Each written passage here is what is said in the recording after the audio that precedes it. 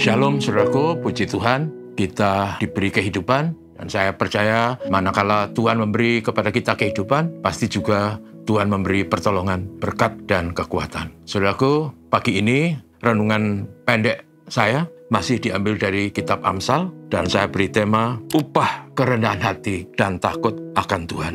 Teksnya diambil dari Amsal pasal 22 ayat 4 berbunyi demikian. Ganjaran kerendahan hati dan takut akan Tuhan adalah kekayaan, kehormatan, dan kehidupan. Saudaraku, setiap orang, terutama orang tua, kalau punya anak, selalu merindukan supaya anaknya punya masa depan. Anaknya sukses, anaknya menjadi orang yang baik, anaknya membawa kebanggaan, kebahagiaan bagi papa, mama, dan keluarga. Sayangnya, mencapai masa depan yang baik tidak semudah membalikkan tangan. Perlu disiplin, perlu kerja keras, perlu mengatur waktu dan hidup dengan cerdas. Dan saudara sekalian, teks dari firman Tuhan yang kita baca tadi, ada dua disebut, yaitu ganjaran kerendah hati dan takut akan Tuhan adalah kekayaan, kehormatan, dan kehidupan. Dua hal, yaitu kerendahan hati dan takut akan Tuhan. Saudaraku, orang yang rendah hati itu orang yang suka bersosialisasi, suka bergaul dengan orang lain,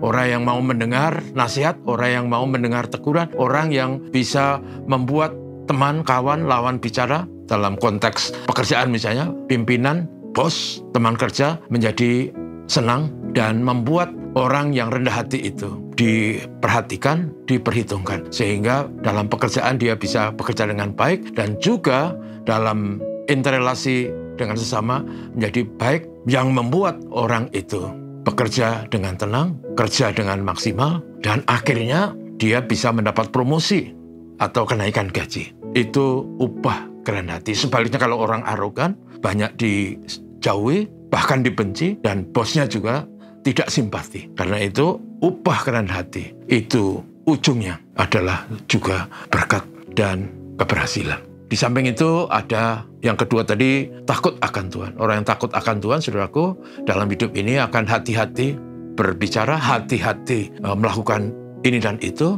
menjauhi kejahatan, menjauhi kecurangan, menjauhi hal-hal yang tercela. Dan orang yang takut akan Tuhan selalu berpikir bagaimana hidupnya berkenan kepada Tuhan dan tidak menyusahkan orang lain. Sehingga dikatakan oleh teks kita, orang yang rendah hati, orang yang takut akan Tuhan, itu akan mendapat ganjaran atau upah, kekayaan, kehormatan, dan kehidupan. Dan ini selaras dengan apa yang dikatakan Tuhan Yesus dalam Matius 5 ayat 5, berbahagialah orang yang lemah lembut atau rendah karena mereka akan mewarisi bumi. Artinya orang yang rendah hati dan takut akan Tuhan, saudaraku, akan diberkati, hidupnya membawa keberhasilan, hidupnya membawa kehormatan, ada kekayaan, dan kehidupannya nyaman dan tentram. Karena itu, saudaraku, dalam hidup ini mari kita menjadi orang yang rendah hati, bukan yang tinggi hati, dan selalu takut akan Tuhan sebagai wujud daripada hidup orang beriman.